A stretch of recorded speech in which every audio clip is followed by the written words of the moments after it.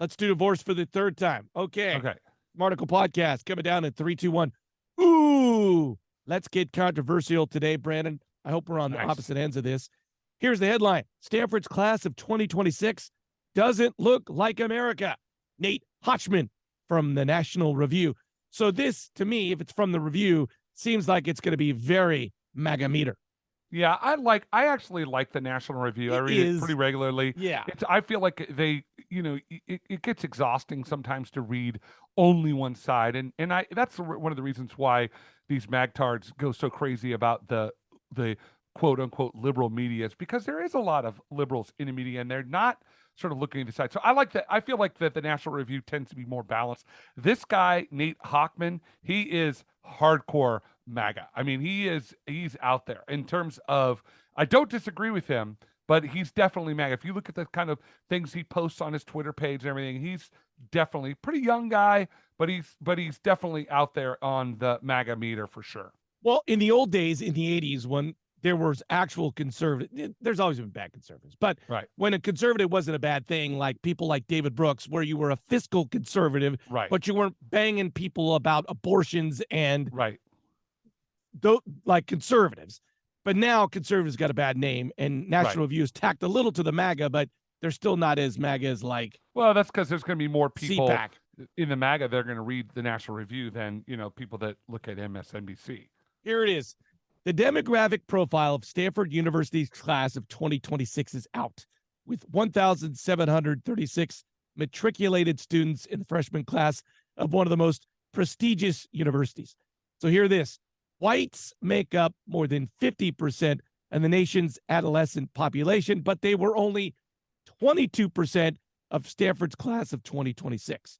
So obviously this has something to do with affirmative actions, which has been in place in colleges and universities since the 70s. And which, by the way, Brandon, if you're paying attention, is going to get reviewed by the Supreme Court and could end this year.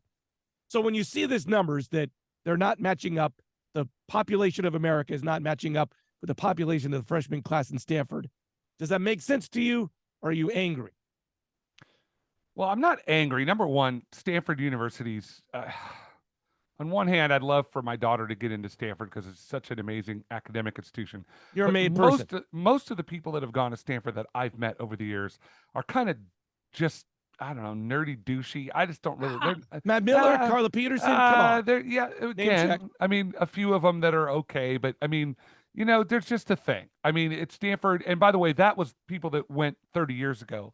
I think it's even more so now. I think I agree with this article. I think the biggest issue is this idea of around affirmative action.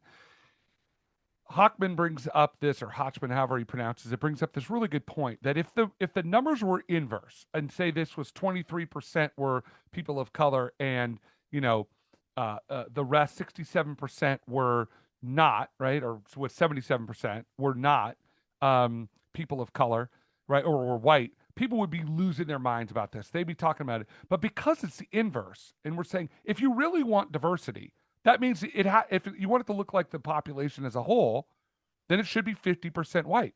Now, but I think that there's a lot of people out there that don't want it to be. There's a retribution going on right now in this country where we're going to attack anyone that's considered part of the status quo, anyone that their gender or their ethnicity is part of a historic status quo is under attack. And that's why these guys are writing these articles, and why the magtards are going crazy, and why Trump gets elected. Because he quotes this Elizabeth Spires in there, and she writes, the refusal to even consider the possibility that women and minorities are outperforming white men applicants here is unsurprising. It's like, no, sister, that's not the point. The point is those minority students that got a leg up, they weren't outperforming white students. They were given in because we needed to have diversity on campus, and they didn't have the same access. They didn't have the same privileges as white students did. We all know that. The problem is now that it's swung the other way, they're not even willing to have that conversation. If you've been paying attention, young men are really in crisis right now, and no one on that woke side wants to talk about that. They just want to say, well, good riddance to bad rubbish. I'm like, okay, so you're saying let's throw out 50% of the population? And by the way, men of color are deeply impacted by the trends that are going against men. So it's just a bigger fish frying here than what Well, they want but up that here. doesn't have anything to do with college. I hear what you're saying about Yeah, it does. It has everything to do with college. well, you can't 70%. just let disaffected young men into No, but college. here's what I'm saying is that it's not just this. Women are out, are graduating at much higher. It's not like Yes. 52 to 48. It's Yeah. going to be 70 to 30. It That's is. bad for our society. That's Yes. all my point is. But I agree with you. We need to help disaffected young men, white men specifically, but college is not the way. And men of color, right? But college is not the way. So I think we're in agreement.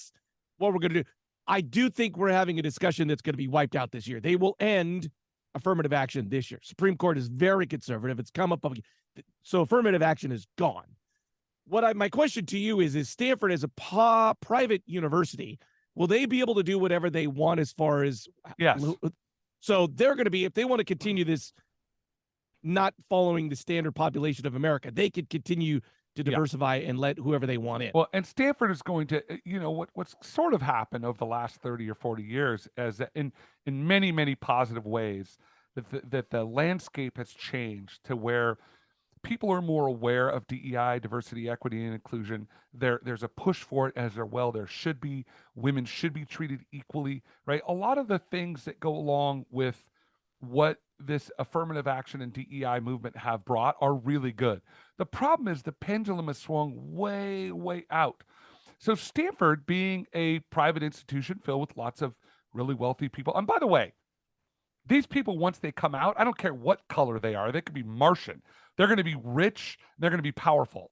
It's not like they're going back to the hood, right? Once they leave Stanford, they're taking high-end jobs. Debatable. That's debatable. No, but my point is that they have a leg up by going to Stanford, whether what. And so they're going to be financially better off in general, right? Yes, but that doesn't mean they're not going to go back to the communities in which they came from. Maybe. No, but my point is that it's not as if all of a sudden it's like, well, we gave this, we took this poor kid and he's going to necessarily go back to his poor community. And maybe that's not even the point. Well, I don't think that is the point. All that to say is the world is becoming a diverser place. You can't debate that. If you want to equip people to deal with a more diverse place, as I think Stanford is doing, they're saying we're going to make our classes very diverse so that when you go into the real world, you'll be able to handle a diverse workforce, which I think is smart on their part. Now, that's a different discussion than affirmative action requiring someone and, So what do we do with the 50% of the population that's white? The demographics are changing as far as work, neighborhoods, schools, everything is changing. So there's no formula. I do think it's okay for Stanford, a private institution, to say we want our students to be very equipped to deal with a more diverse workplace going forward. So we're going to, so I think it's okay for Stanford, but I don't think it's okay for public institutions. Why not? Because taxpayer money, in theory, right? I'm not paying for, but I'm saying private institutions that can. By the way, Stanford gets federal dollars too. I know they all get federal dollars, but in general, I'm okay with a private company institution saying, "Hey, we want to specifically take diversity on because we feel like that's the best way to equip." I'm okay with that. What if they were saying that, hey, listen, we've looked at the landscape, run the numbers, and we know that 50% of the population is white, so we want it to represent that. Are you okay with that too? I'm okay with, yes, I am. I'm okay, but I'm just okay with private institutions, companies saying the best way to deal with a growing, changing landscape out there is to deal with this way, and that's how we're going to do it. So a private company does not have to worry about DEI, is what you're saying. I'm not saying that. I'm not saying this at writ large, but I'm saying if you want to be, and you're not getting, in theory, government funds and not taking taxpayer dollars and all things equal, I'm okay with someone saying we're going to be overly diverse. Right, I understand that, but are you okay with them being under diverse? Yes. They have the right to do whatever they want. If that's their prerogative. Okay, so a private business that doesn't take a penny of public money says we're not going to hire any person of color. We're not going to hire women. We're not going to hire LGBTQ. We're only going to hire white dudes. Yep. You're 100% okay with that. Because I feel like in this world, that company won't be around long because that's just not the way the work.